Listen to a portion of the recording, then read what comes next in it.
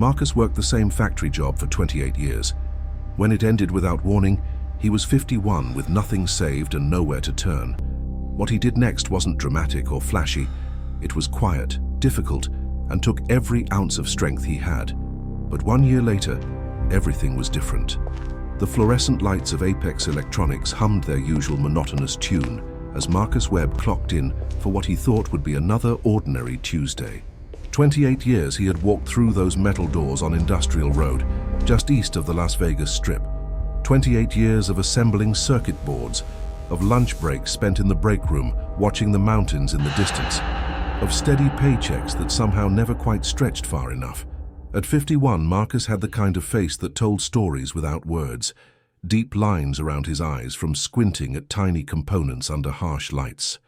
Calloused hands that knew the weight of precision tools better than they knew the touch of a keyboard.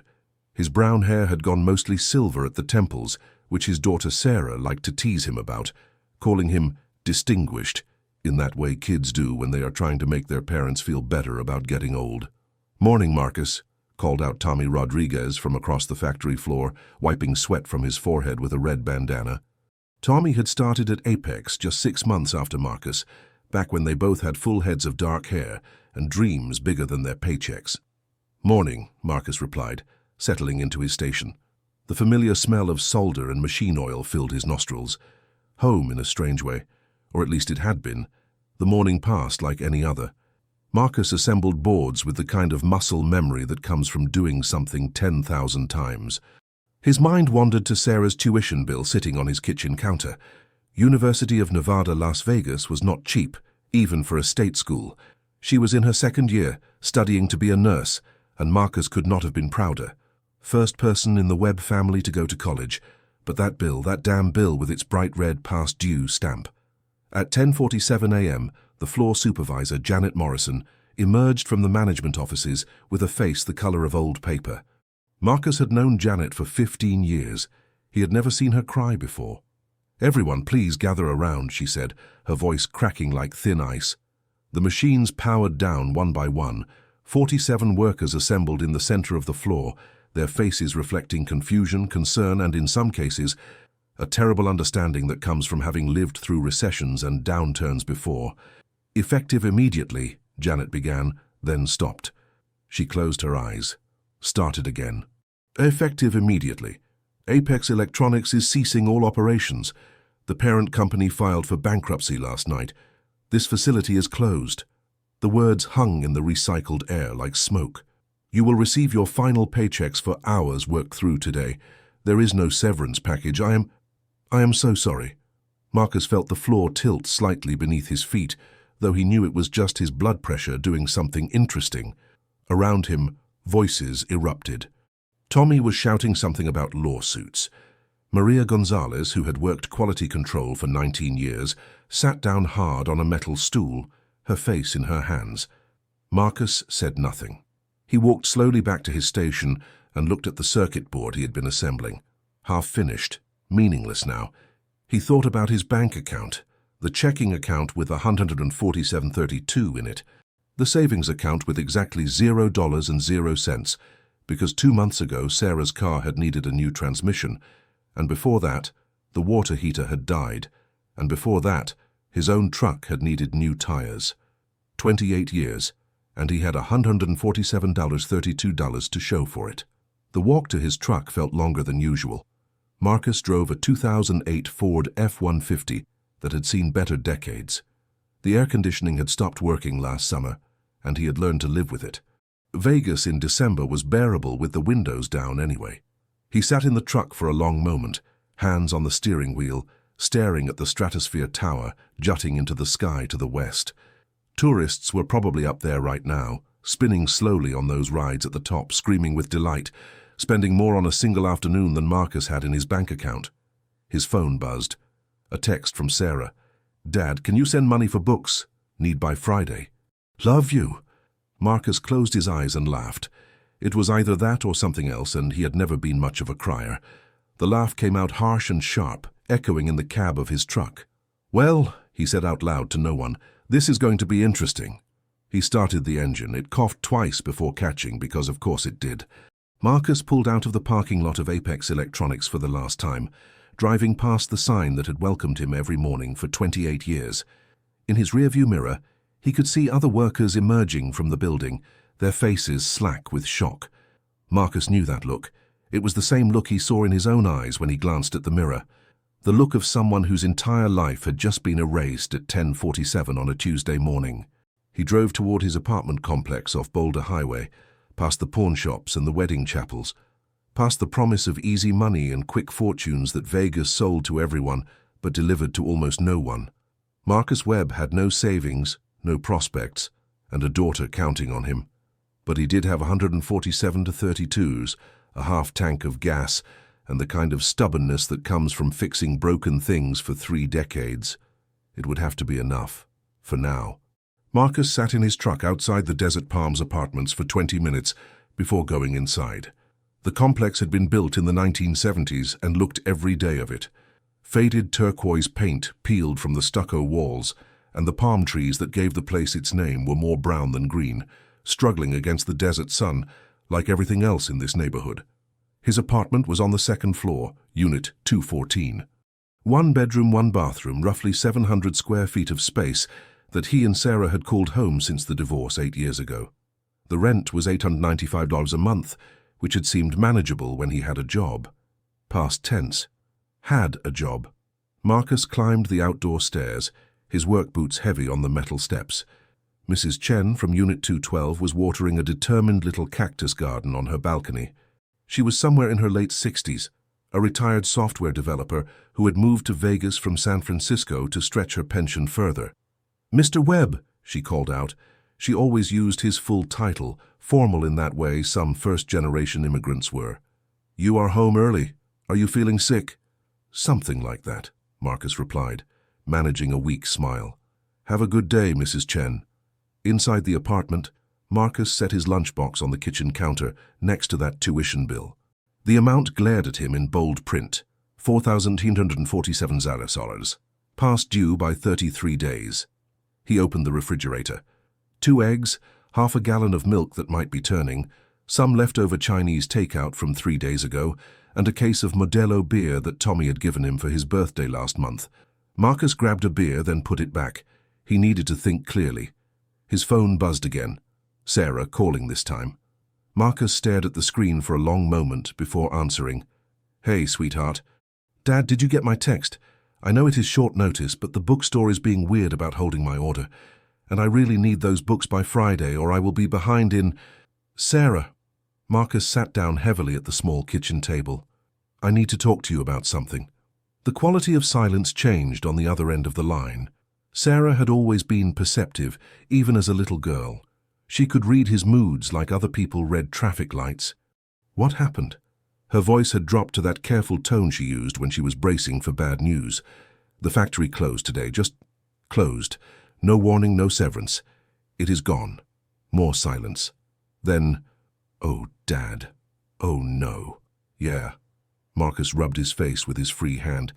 "Listen, about those books." "Forget the books," Sarah said quickly. "Dad, what are you going to do? Do you have— your savings are not going to cover much," Marcus finished. No point in sugarcoating it. "I will figure something out, kiddo, I always do, but things are going to be tight for a while. I should drop out." Sarah's words came out fast, tumbling over each other. "I can take a semester off, get a job, help with—" "Absolutely not." Marcus stood up as if arguing would be more effective on his feet. "You are not dropping out. You are 8 months away from finishing your 2nd year. We did not come this far for you to quit now." "But Dad?" "No buts. I will handle this. That is what fathers do." Through the phone he could hear Sarah crying softly. It broke something in his chest, that sound. His little girl, who had worked so hard to get into college, who studied until 2 a.m. most nights, who wanted nothing more than to help people as a nurse. "I am scared," she whispered. "Me too," Marcus admitted. "But scared is just scared. It does not mean we are beaten." After they hung up, Marcus sat at the kitchen table and did something he had not done in years. He made a list. His father, before the lung cancer took him, had been a big believer in lists. "Write it down," he used to say. makes the impossible look merely difficult. On a piece of scrap paper, Marcus wrote, "Immediate problems. Rent due in 18 days, $8.95. Truck payment, $287. Electric bill, $143. Phone bill, $67. Food, Sarah's tuition, $4,847.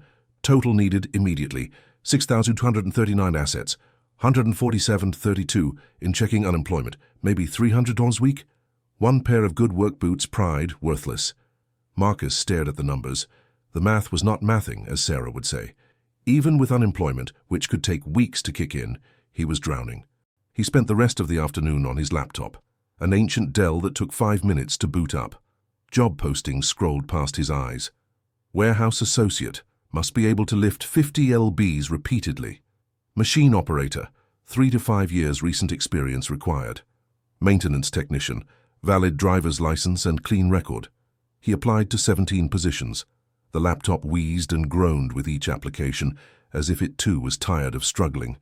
By 6 p.m., Marcus had received 3 automated rejection emails. "Thank you for your interest, but we have decided to pursue other candidates." Translation: "You are too old, too expensive, too much of a risk." His phone rang. Tommy. "Hey man, you doing okay?" Tommy sounded like he had been drinking, which was fair. It was that kind of day. "Living the dream," Marcus replied. "You?" "My wife is freaking out." "I am freaking out. We are all freaking out."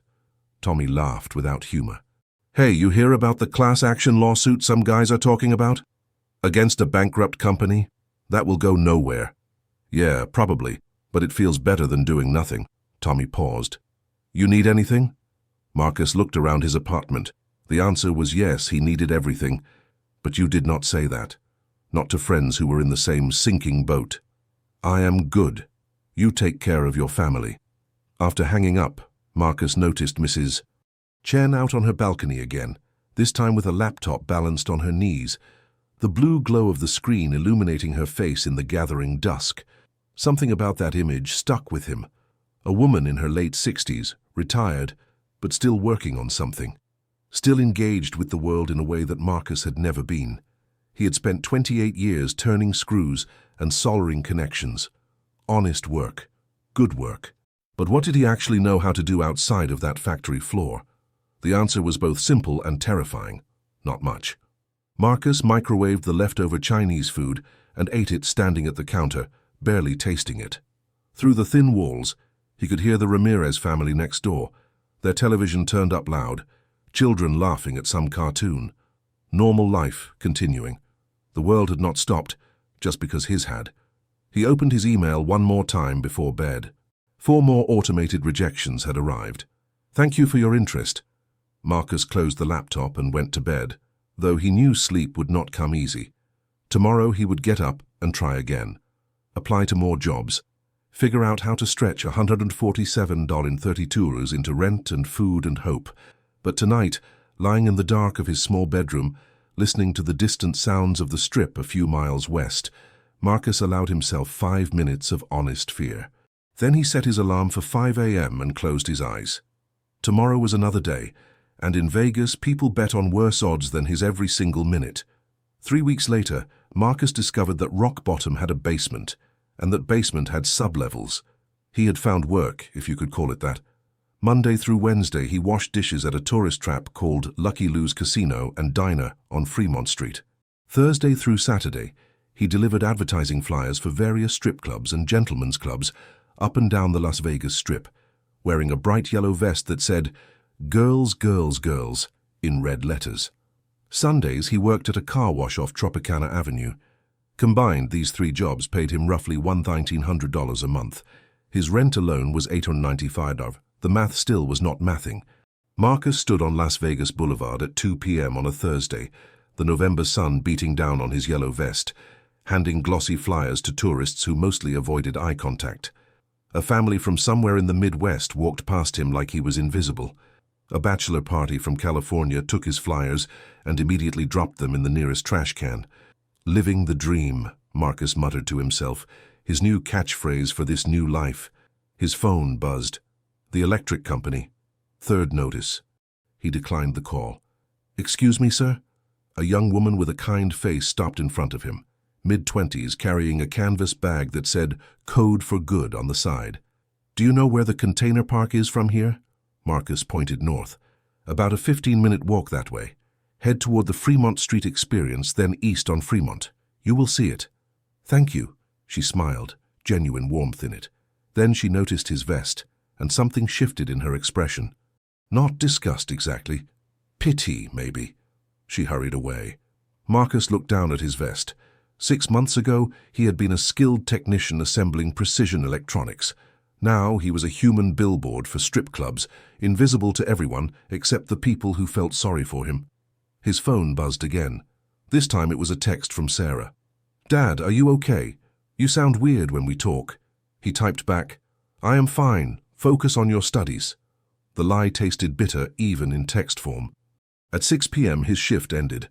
Marcus walked to where he had parked his truck on a side street, peeling off the yellow vest and shoving it into his backpack. His feet ached. His back ached. At 51, standing on concrete for 4 hours felt different than it had even a few years ago.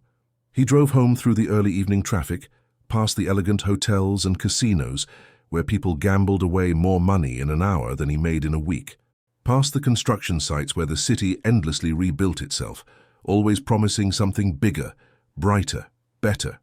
At the Desert Palms apartments, Marcus climbed the stairs to find Mrs. Chen on her balcony again, laptop open, fingers moving across the keyboard with surprising speed for someone her age. "Mr. Webb," she called out, "you look exhausted." "Long day," Marcus replied, because what else could he say? "Come here for a moment," Mrs. Chen said. It was not quite a request. Marcus had learned not to argue with Mrs. Chen. She had a way of getting what she wanted through sheer persistence, wrapped in politeness. He walked over to the railing that separated their balconies. "I have been watching you leave early every morning. Come home late every night," she said, closing her laptop. "You are working multiple jobs, yes?" Marcus nodded. "And it is still not enough." It was not a question. Marcus found himself nodding again, too tired to pretend otherwise. "Mrs. Chen studied him for a long moment. "What did you do at the factory? What were your actual skills?" "I assembled circuit boards, quality control, some equipment maintenance." "Why?" "Because," Mrs. Chen said slowly, "I need someone to fix my computer. The young people at those stores, they want to charge me $300 to do something simple. They think I'm just an old woman who knows nothing." "I do not know much about computers," Marcus admitted. "Factory equipment, sure. But personal computers, it is all the same principle," Mrs. Chen interrupted. "Problem solving, following systems, understanding how pieces fit together." She paused. "I will pay you $50 to fix it. And maybe, if you are interested, I teach you a few things." "Teach me what?" Mrs. Chen smiled. "How to make a computer do what you want. How to build websites. Simple programming. Things that people will pay good money for." Marcus almost laughed. "Mrs. Chen, I am 51 years old. I barely know how to use email properly. You think I can learn programming?" "I was 47 when I learned," Mrs. Chen said calmly. "I was a secretary in San Francisco. Typed letters, answered phones, filed papers. Then computers came, and I had a choice. Learn or become obsolete. I learned." She leaned forward. "I am 68 now. I promise you, Mr. Webb, your brain still works. The question is whether you believe it does." Marcus looked at this small woman with her determined eyes, and her laptop full of things he did not understand. "Why would you help me?" Mrs. Chen shrugged. "Because I remember what it felt like to be terrified of becoming useless. Because my computer genuinely needs fixing, and those stores will rip me off, and because—" She smiled slightly. "You remind me of my late husband. Stubborn, practical, too proud to ask for help, even when you desperately need it. $50 just to look at your computer. $50 if you fix it. $25 if you try and fail, but—" She held up a finger. "You must also let me teach you some basics. 1 hour, twice a week. That is my price." Marcus thought about his bank account, currently sitting at $83 after paying what he could on various bills. Thought about the unemployment check that had finally arrived, but barely covered groceries. Thought about Sarah's worried voice on the phone. "When do we start?" "Tomorrow evening, 6 o'clock. Bring your curiosity and leave your pride at the door." That night, Marcus lay in bed staring at the ceiling, his mind churning. Learning programming at 51 seemed absurd. He had spent 3 decades working with his hands, not coding on computers. What made him think he could suddenly become someone different? But then again, 3 weeks ago, he would have said that handing out strip club flyers on the strip was absurd too, and yet, here he was. His phone lit up with a text from Tommy. Found a warehouse job in Henderson, starts at 14 hour. Not great, but better than nothing. How are you holding up? Marcus typed back. Still standing. Barely. Good luck with the warehouse. He set the phone down and closed his eyes. Tomorrow he would wash dishes at Lucky Lou's from 6 a.m. to 2 p.m. Then he would come home and learn about computers from a 68-year-old woman who had once been a secretary and decided to reinvent herself. If she could do it at 47, maybe he could do it at 51. Maybe. Marcus drifted off to sleep with that single word echoing in his mind, fragile as a soap bubble but refusing to pop. Maybe. Marcus knocked on Mrs. Chen's door at exactly 6 p.m. the next evening, his hands still smelling faintly of dish soap from Lucky Lou's despite 2 showers. Punctual. Good, Mrs. Chen said, opening the door. Her apartment was the mirror image of his own, but felt completely different. Where Marcus had bare walls and mismatched furniture from thrift stores, Mrs. Chen had bookshelves crammed with technical manuals, framed photographs of San Francisco, and plants that actually looked healthy and green. In the center of her small living room sat a desk with 2 monitors, a tangle of cables, and a desktop computer that was currently displaying nothing but a blue screen with sad face emoji. The blue screen of death, Mrs. Chen announced dramatically. Very ominous name for a very fixable problem. Marcus approached the computer like it might bite him. What happened? I was updating some software, and then, she waved her hand at the screen, this. The young man at Best Buy said I would need to buy a new computer. $800. For a blue screen? Marcus frowned. Something about that did not sit right with him. In the factory, when a machine broke down, you diagnosed the problem systematically. You did not just throw the whole machine away. May I? He gestured toward the computer. Please. That is why you are here. Marcus sat down and stared at the screen. The error message was full of technical jargon, but beneath all the complicated words, it was really just telling him that something had failed to load properly. Do you have the Windows installation disk? He asked. Somewhere. Mrs. Chen rummaged through a drawer and produced a DVD case. Marcus spent the next 45 minutes doing something he had never done before, fixing a computer. He restarted it in safe mode, a process that took him 3 tries and several muttered curses. He ran diagnostic checks. He rolled back the problematic update. And then, like a small miracle, the computer booted normally. Well, Mrs. Chen said, genuine surprise in her voice. The Best Buy boy said that was impossible without wiping everything. The Best Buy boy wanted to sell you a new computer, Marcus replied. Then he caught himself. Sorry, that was accurate, Mrs. Chen finished. You see, Mr. Webb, you already understand more than you think. You approached it like a problem to solve, not like magic to fear. She handed him $50 in cash. Marcus tried not to think about how much difference that $50 would make. Half his phone bill, 2 days of groceries if he was careful. Now, Mrs. Chen said, settling into a chair next to him, your first lesson. We are going to build a simple website. Tonight? Tonight. Nothing complicated, just a basic page. You will see, it is like assembling something just with code instead of screws. For the next hour, Mrs. Chen walked Marcus through the basics of HTML, opening tags, closing tags, headers, paragraphs. She showed him a free website called CodePen where he could practice. Think of HTML as the skeleton, she explained. It gives structure. CSS is the skin and clothes. It makes things look pretty. JavaScript is the muscles. It makes things move and interact. Marcus typed slowly, hunting and pecking on the keyboard.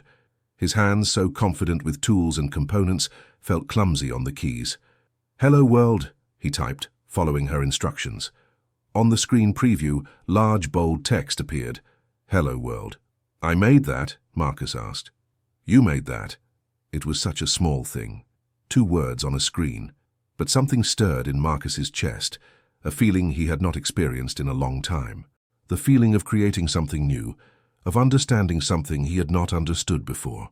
Again, Mrs. Chen said, add a paragraph, add some color.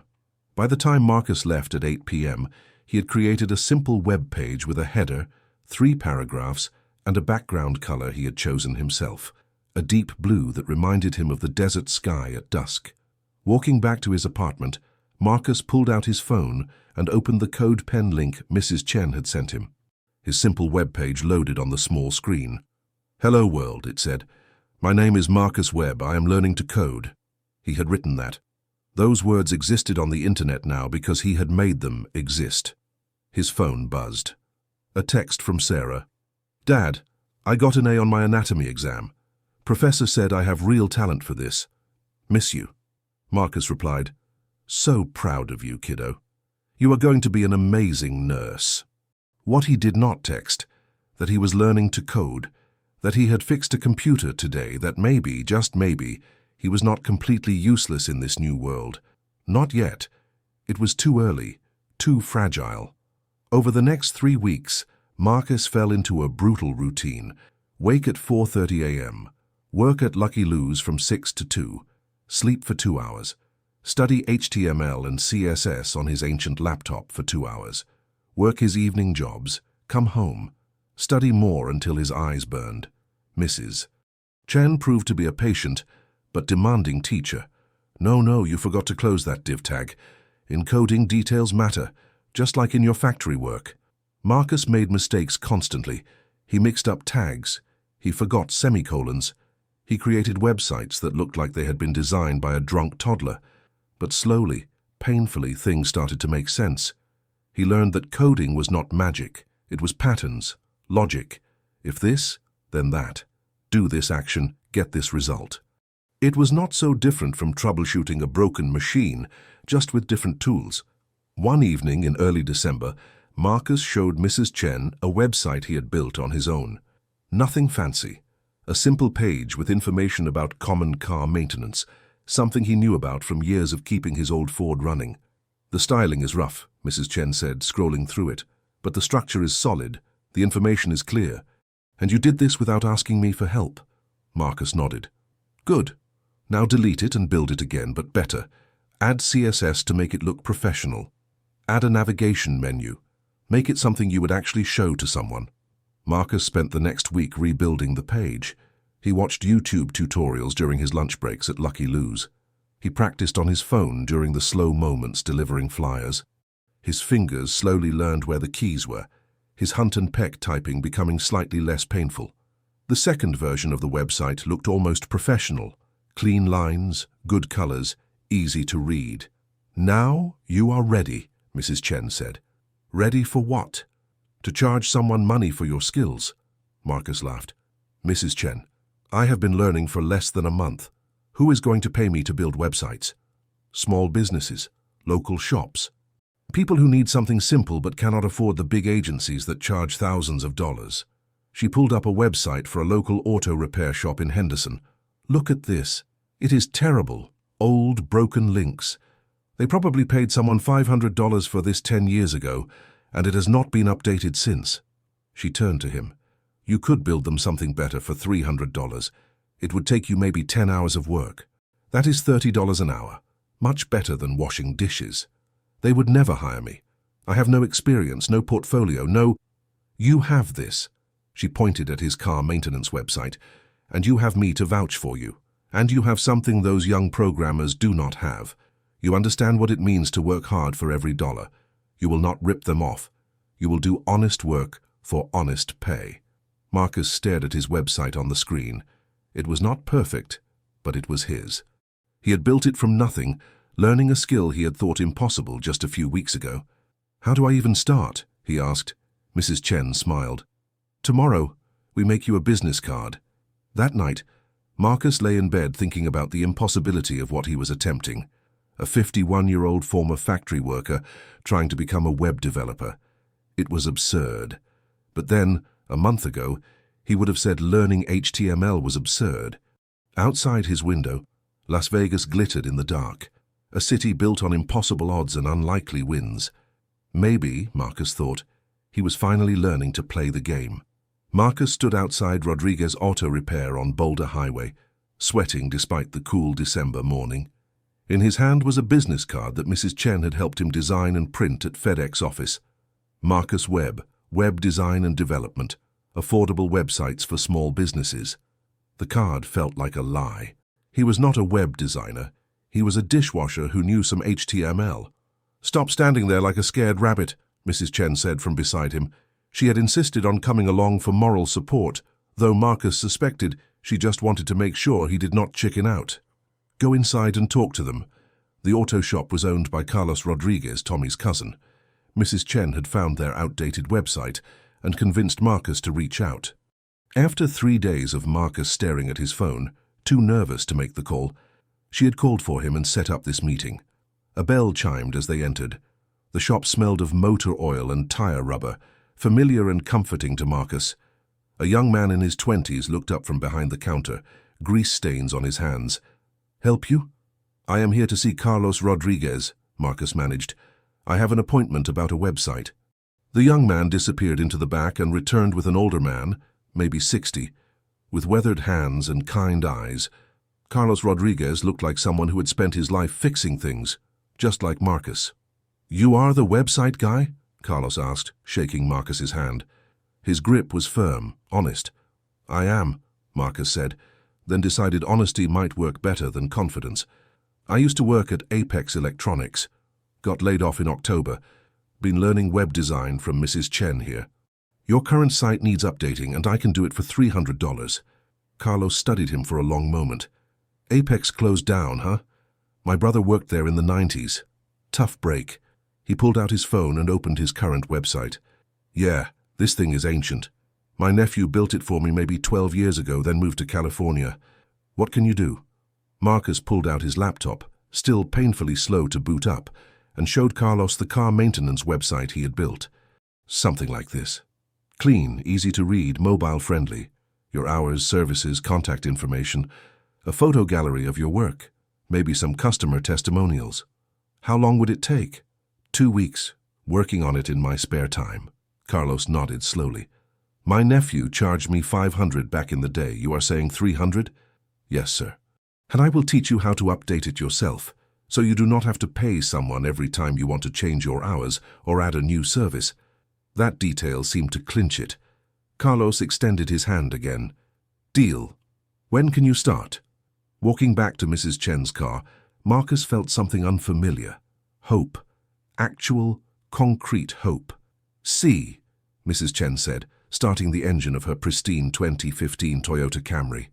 "You did not die. You did not burst into flames. You got a client." "I got a client," Marcus repeated, like saying it out loud would make it real. "Oh God, I got a client. What if I cannot do it? What if I mess it up?" "Then you will fix it. That is what you do, Mr. Webb. You fix things." The next 2 weeks were the hardest of Marcus's life, which was saying something given the previous 2 months. He would wake at 4:30 a.m., work at Lucky Lou's until 2 p.m., go home and work on Carlos's website for 3 hours, grab a quick meal, then head to his evening jobs. By the time he collapsed into bed at midnight, his eyes would be burning from staring at screens. Sarah noticed during their weekly phone calls, "Dad, you sound exhausted. Are you sleeping?" "Enough," Marcus lied. "How are your finals going?" "Good. But I am worried about you. You are working yourself to death." "I'm working myself to life, kiddo. There is a difference." The website took shape slowly. Marcus chose colors carefully. Carlos had mentioned his grandfather started the business in 1967, so Marcus incorporated a subtle retro design element that nodded to the shop's history. He spent hours getting the photo gallery to work properly, cursing in Spanish, picked up from years working with Tommy, when the code refused to cooperate. Mrs. Chen checked on him daily. "Your CSS on that services page is sloppy. Clean it up." "I am tired, Mrs. Chen." "Tired is not an excuse for lazy work. You want people to hire you again? Do it right the first time." She was relentless, but she was right. Marcus redid the services page. On December 19th, Marcus showed Carlos the finished website on his laptop at the auto shop. Carlos scrolled through it slowly, his weathered face unreadable. "This is..." Carlos paused. "This is really good. Professional." My nephew's website looked like garbage compared to this. Relief flooded through Marcus's body like cool water. You like it? I love it. Carlos pulled out his checkbook. $300, right? Marcus stared at the check. $300 for something he had created. Not for washing dishes or handing out flyers. For using his brain, for solving problems, for building something useful.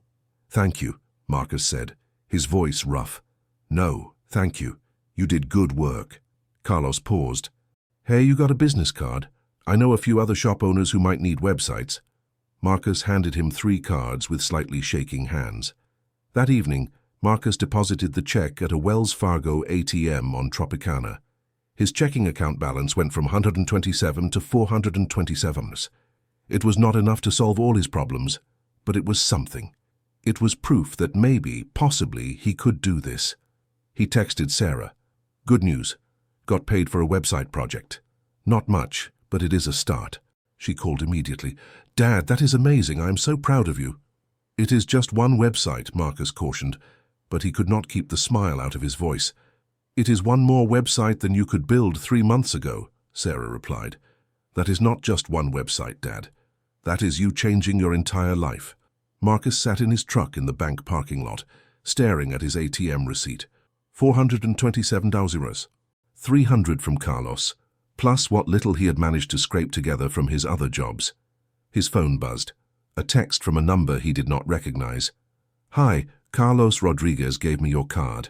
I own a small bakery on Charleston. Need a website. Can we talk? Marcus read the text 3 times to make sure it was real. Then he replied, Yes. When would you like to meet? That night, Marcus worked on his portfolio website instead of sleeping.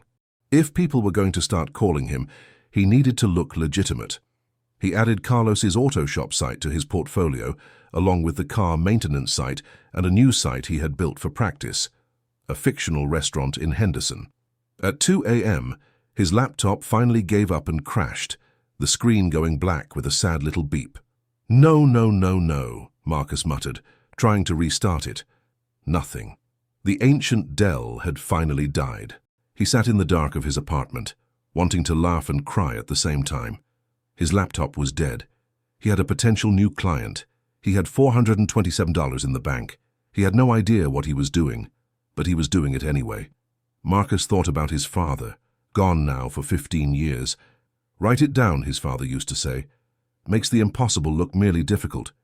On a piece of paper, Marcus wrote, Problems, dead laptop. Still 3 jobs to juggle. No idea if this web design thing will work long term. Sarah's next tuition payment in 6 weeks. Assets, $427 in the bank. 1 completed website project. 1 potential new client. Mrs. Chen's stubbornness. Marcus looked at the list. The problem still outweighed the assets. But for the first time in 2 months, the assets column had something in it, besides pride and determination. Tomorrow he would figure out the laptop situation. Tomorrow he would call the bakery owner. Tomorrow he would keep moving forward. Tonight he would sleep for 4 hours and do it all again. Because that was what you did when you were 51 and rebuilding your life from $0 and 0 prospects. You kept going, 1 line of code at a time. Marcus stood in the computer section of a pawn shop on East Charleston Boulevard, staring at a refurbished laptop with a price tag of $275. It was a 2019 Dell Inspiron, nothing fancy, but the shop owner had booted it up and it ran smoothly. It has a 90-day warranty, the owner said, a thin man with tired eyes who reminded Marcus of himself 2 months ago. I can do $250 cash. Marcus did the math in his head. That would leave him with $177 until his next paycheck from Lucky Lou's. Rent was due in 11 days. He needed groceries. His truck payment was coming up.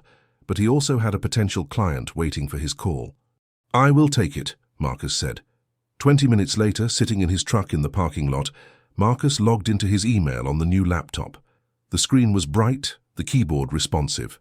After weeks of fighting with his dying Dell, this felt like driving a Ferrari. There were 3 new emails. 1 was spam. 1 was from Sarah asking if he wanted to do a video call on Christmas. The 3rd was from the bakery owner, Elena Martinez, with her phone number and address. Marcus called her immediately. Elena owned Sweet Dreams Bakery, a small shop that had been operating for 8 years. Her website had been built by her nephew in high school and looked, in her words, like a child made it with crayons. "I need something professional," she explained. "Photos of my cakes and pastries, prices, a way for people to order online for pickup. My nephew charged me $200 and never updated it. How much would you charge?" Marcus thought fast. An online ordering system was more complex than Carlos's simple informational site. $500. That includes the ordering system, photo gallery, and I will teach you how to update your menu and prices yourself. "Done. When can you start?" After hanging up, Marcus sat in his truck feeling dizzy. $500. For 2 weeks of work in his spare time, that was more than he made washing dishes for a month. The next 3 weeks blurred together. Marcus worked on Elena's website during every spare moment. He learned how to integrate a simple ordering form using free tools he found online. Mrs. Chen showed him how to optimize images so they would load quickly. He practiced his CSS until the site looked clean and professional. He also kept his other jobs because $500, while wonderful, did not pay all the bills. But something was shifting. At Lucky Lou's, while scrubbing pots in the steamy kitchen, Marcus would think about code. During his flyer distribution shifts on the strip, he would mentally work through problems with Elena's ordering system. His brain, which had felt dead and useless 3 months ago, was waking up. On January 10th, Marcus delivered Elena's finished website. She pulled it up on her phone, tears in her eyes as she scrolled through the photo gallery of her cakes and pastries. "This is beautiful," she whispered. "This makes my little bakery look like a real business." "It is a real business," Marcus said. "Now it just has a website that shows that." Elena paid him in cash, 5 crisp $100 bills. She also gave him a box of pastries and 3 business cards of other small business owners who needed websites. Marcus's phone rang twice that week with new inquiries. A small law office on Maryland Parkway. A massage therapist who ran her practice out of a studio near UNLV. Both wanted simple websites. Both were willing to pay. By the end of January, Marcus had completed 4 website projects and had 3 more lined up. He had made $1,600 from web design, more than he made from all 3 of his other jobs combined. On February 1st, Marcus did something terrifying. He quit his job handing out flyers on the strip. "Are you sure?" Tommy asked over beers at a dive bar off Fremont. Tommy had been working at the Henderson warehouse for 2 months and looked exhausted. "What if the website thing does not work out?" "Then I will find something else," Marcus said. "But Tommy, I cannot keep working 3 jobs and doing web design on the side. Something has to give, and washing dishes and handing out flyers is not building toward anything." "Web design is?" Marcus pulled out his phone and showed Tommy his portfolio site. 6 completed projects now, each one better than the last. "I think so, maybe, I hope so." Tommy studied the screen, then looked at his friend with something like awe. "You built these? You, Marcus Webb, who once asked me to explain how Netflix worked?" Marcus laughed. "The same, though to be fair, I still do not entirely understand how Netflix works." 2 weeks later, Marcus quit his car wash job. He kept Lucky Lou's. The steady paycheck and health insurance were too important to give up yet, but his other hours were now devoted entirely to building websites. Mrs. Chen was proud. "You are thinking like an entrepreneur now, not like an employee." "I am thinking like a terrified 51-year-old who is betting everything on a skill he learned from YouTube and a patient neighbor," Marcus corrected. "Same thing," Mrs. Chen replied. March brought more clients. A dentist office. A pet grooming business. An independent bookstore on Maryland Parkway near the university. Word was spreading through the small business community in Las Vegas. Marcus Webb was affordable, reliable, and did not talk down to people who did not understand technology. By April, Marcus had made enough from web design to cover his rent, his truck payment, and his utilities. He still worked at Lucky Lou's 3 days a week, but for the first time in 6 months, he was not juggling multiple jobs. For the first time in his adult life, he had money in savings, actual savings. $2,400 in an account marked Emergency Fund. Sarah came home for spring break in late March. She walked into the apartment and stared at the new laptop on the kitchen table, at the business cards in a small holder, at her father who looked less exhausted than he had at Christmas. "Dad, what happened to you?" Marcus showed her his portfolio website. 11 completed projects, 3 more in progress. Testimonials from happy clients. A simple pricing page that explained his services. Sarah scrolled through it all, her eyes widening. You made these? You built actual websites for actual businesses? I did. She looked at him, really looked at him. You are different. You look, I do not know, alive. Marcus realized she was right. For 28 years at the factory, he had been slowly dying, thinking each day would be like the last. The layoff had felt like the end of everything. Instead, it had been the beginning. I have something for you, Marcus said, pulling out his checkbook. He wrote a check and handed it to Sarah. She looked at the amount, $4,147, the exact cost of her past due tuition bill. Dad, no. You need this money for making sure my daughter can become a nurse, Marcus interrupted. That is what I need it for. Sarah burst into tears and hugged him so tightly he thought his ribs might crack. Over her shoulder, through the apartment window, Marcus could see Mrs. Chen on her balcony watering her cactus garden. She looked up, saw him, and gave him a single nod. The nod said, You did it. You proved me right. You proved yourself right. Marcus nodded back. He had spent 6 months learning to build websites, but what he had really learned was something deeper, that at 51, with $0 in the bank and 0 prospects, a person could still choose to become something new. The only thing standing between Marcus and his future had been his belief that his past defined him. Mrs. Chen had shown him that belief was just a story, and stories could be rewritten, one line of code at a time. 6 months after Elena's bakery website, Marcus stood in the lobby of a small tech company called Vegas Tech Solutions, located in a modern building near the downtown arts district. His hands were sweating despite the air conditioning, and he kept checking his reflection in the glass doors. At 52 years old, wearing his only good shirt and the tie Sarah had sent him for his birthday, Marcus looked like what he was. A man who had spent most of his life working with his hands, trying very hard to look like someone who worked with computers. Mr. Webb. A woman in her 30s appeared, extending her hand. I am Jennifer Holt, founder of Vegas Tech. Thank you for coming in. Marcus followed her through a space that looked nothing like the factory floor he had known for 28 years. Young people worked at standing desks, multiple monitors glowing. Someone had brought a dog to work. Someone else was drinking what appeared to be a smoothie at 10 a.m. This was not his world, or at least it had not been. Jennifer led him to a small conference room. So, I have been looking at your portfolio. You built all these websites yourself? Yes, ma'am. Started learning last November, taught by a neighbor who used to work in software development in San Francisco. And before that, you worked at Apex Electronics? Marcus nodded, waiting for the dismissal. Too old, too inexperienced, too much of a risk. Instead, Jennifer smiled. My father worked at Apex in the 80s, assembly line supervisor. He always said the people there were the best troubleshooters he had ever known. You could hand them a broken machine and they would figure it out. That was the job, Marcus said. Right, and that is actually why you are here. Jennifer pulled up something on her laptop and turned it toward him.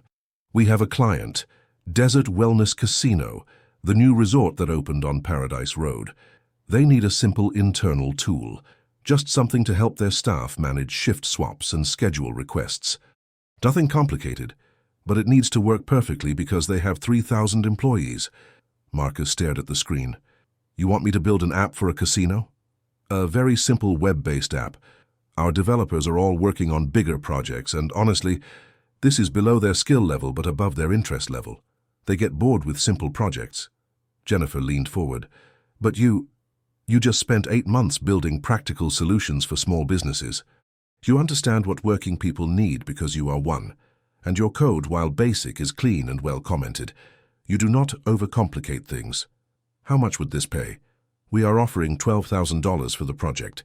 We estimate it would take about 2 months of full-time work. Marcus's brain stuttered over the number. $12,000. That was more than he had made in 6 months of washing dishes. I still work at Lucky Lou's casino 3 days a week, Marcus said slowly. I would need to keep that job for the health insurance. I could work on this the other 4 days, plus evenings. Mr. Webb, Jennifer interrupted gently. If you complete this project successfully, we would likely have more work for you. Ongoing contract work. Enough that you would not need Lucky Lou's. We could even explore health insurance options. Marcus sat very still. This was it. The moment where he stopped being a former factory worker, who built websites on the side and became something else entirely. When would I start? Next week, if you are interested. Marcus thought about his apartment at Desert Palms. Thought about Sarah, finishing her second year at UNLV with a 3.7 GPA. Thought about Mrs. Chen watering her cactus garden, teaching a 51-year-old man to code because she believed people could change. I am interested, Marcus said. He called Sarah from his truck in the parking lot, his hands shaking so badly he almost dropped the phone. Dad, what is wrong? Nothing is wrong. Everything is... His voice cracked. I just got hired for a $12,000 project, building an app for a casino, a real programming job. Sarah screamed so loudly Marcus had to hold the phone away from his ear. In the background, he could hear her roommate asking what was happening. My dad just became a software developer, Sarah shouted to her roommate. Then, back into the phone, Dad, I am so proud of you, I could burst. Do you hear me? I could literally explode from pride. Marcus laughed, and it came out half as a sob. I could not have done it without you, kiddo. You were the reason I kept going when I wanted to give up. No, Sarah said firmly. You did this. You made the choice to learn something new. You did the work. This is your win, Dad. That evening, Marcus knocked on Mrs. Chen's door with a bottle of wine and a box of pastries from Sweet Dreams Bakery. Mrs. Chen, I need to tell you something. She opened the door, took one look at his face, and smiled. You got the job at Vegas Tech. Marcus blinked. How did you know I interviewed there? Jennifer Holt called me 2 weeks ago, asked if I would give a reference for you. I told her you were the most determined student I had ever taught, and that you would work harder than anyone half your age. Mrs. Chen stepped aside. Come in. We should celebrate. Over wine and pastries, Marcus told her about the project, about the money, about the possibility of ongoing work. So I owe you everything, Marcus finished. If you had not offered to teach me, if you had not pushed me when I wanted to quit. Stop, Mrs. Chen said. I offered to teach you. You chose to learn. Those are different things. I have offered to help many people over the years, Mr. Webb. Very few accept. Fewer still do the work. She raised her wine glass. You did the work. That is why you are here. They clinked glasses, and Marcus felt something settle in his chest. Gratitude, yes, but also something deeper, self-respect. The knowledge that at 52 years old, he had proven something important, that the story of your life is not written by your circumstances. It is written by your response to them. The Desert Wellness Project took Marcus 9 weeks instead of 8. He worked methodically, testing every feature obsessively, making sure nothing would break when 3,000 casino workers started using it. Jennifer checked in weekly, offering feedback and encouragement. This is really good, she said during one check-in. Clean interface, intuitive.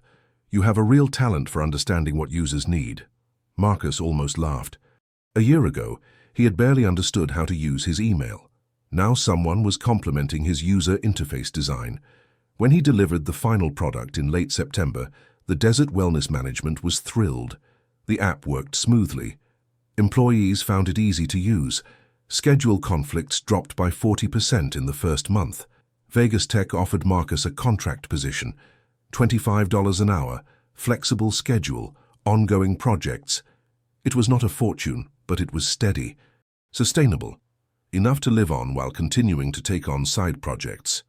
On October 15th, exactly 1 year after the factory closed, Marcus walked into Lucky Lou's and gave his notice. You sure about this? His manager asked. You have been reliable. We would hate to lose you. I am sure, Marcus said. I found something else. Something better. Something he had built himself, from nothing, at an age when most people thought it was too late to start over. Sarah came home for Thanksgiving. She was in her 3rd year now, already doing clinicals at a local hospital. She walked into Marcus's apartment and stopped short. The space looked different. Marcus had bought a real desk, a good chair, a second monitor. Business cards from satisfied clients covered his small refrigerator.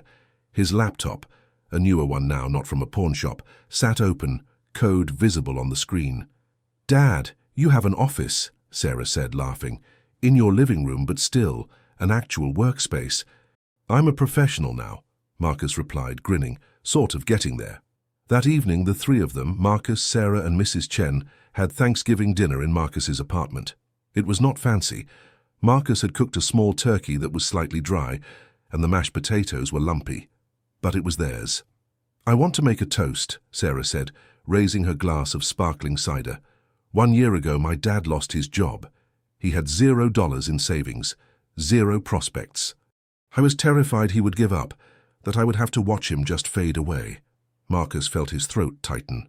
"Instead," Sarah continued, her voice thick with emotion, "he learned to code. At 51 years old. He worked 3 jobs while studying every night. He built websites for small businesses. He taught himself to be a developer. And now he has a career. A real career, doing something he is good at, something that matters." She looked at her father, tears in her eyes. "Dad, you showed me that it is never too late, that you can lose everything and still build something new. Thank you for not giving up." Marcus could not speak. He just reached over and squeezed his daughter's hand. Mrs. Chen raised her glass too. "To Mr. Webb, who proved that stubbornness and determination can overcome almost anything. Even a terrible student who asked me the same question 5 times. "Hey," Marcus protested, laughing through tears. "It is true. But you listened on the 6th time. That is what mattered." Later, after Sarah had gone to bed in his room, she insisted he took the couch. Marcus stood on his balcony looking out at Las Vegas. The Strip glowed in the distance, the Stratosphere Tower lit up against the dark sky. A year ago, looking at that view had filled him with bitterness. This city of impossible dreams and unlikely fortunes had seemed to mock his failure. Now he saw it differently. Las Vegas was a city where people reinvented themselves every day, where tourists came to be someone new, even if just for a weekend, where the odds were always against you. But people played anyway, because sometimes, you won.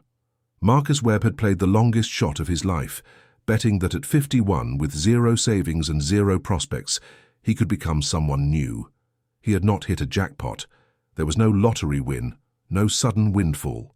Just 9 months of brutal work, of learning and failing and trying again, of sacrificing sleep and comfort and pride. But he had won, not because he was special, not because he was gifted, but because when life dealt him the worst hand possible, he had decided to learn a new game. His phone buzzed, an email from Jennifer at Vegas Tech. "Marcus, have another project for you if interested. Small hotel needs complete website redesign. Should take 3 to 4 weeks. Interested?" Marcus smiled and typed back, "Yes, send me the details." Inside, through the sliding glass door, he could see Sarah asleep on his couch, peaceful. Nearby, Mrs. Chen's apartment glowed with warm light, the shadow of her moving past the window. His people. His unlikely little family built from desperation and determination. Tomorrow, Marcus would start that hotel website project. Next week, he had a meeting with a restaurant owner who needed a reservation system. Next month, who knew? But tonight, on his balcony overlooking Las Vegas, Marcus Webb allowed himself to feel something he had not felt in a very long time. Pride. Not in what he had been, but in what he had become. A 52-year-old former factory worker who had lost everything and discovered that everything was just the beginning of a better story. 1 line of code at a time.